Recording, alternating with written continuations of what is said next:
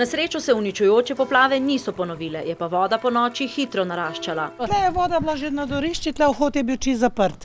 Po noči rasla je 5 cm menda na uro.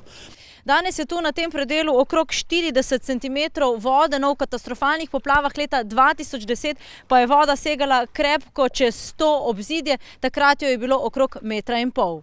Voda je tokrat prišla le do pragov hiš, so pa zalita številna cestišča in ceste zaprte. Otok je skoraj nedostopen. Vedno, ko pride tam čez 360 cm nekje, kar doseže nivo, pride na otok. Zadnja leta že ob vsakem manjšem nalivu, povedo domačini. Nekdaj ni bilo tako, pove Jože Stanič, ki tu živi od rojstva. Krivi pa smo ljudje. Nivo bi mogel biti struge, same, osnovne, bi mogel biti nižji. In se je, glede na odpadke, vejel je mulj, je nivo dvignil.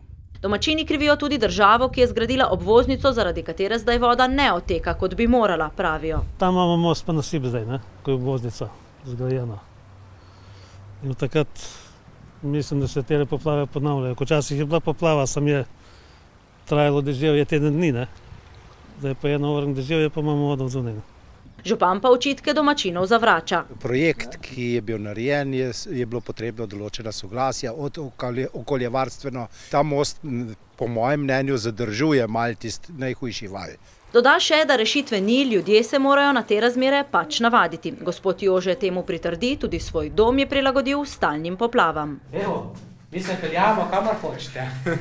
To je to, Ja. Moraš biti znajdljiv v takem primeru,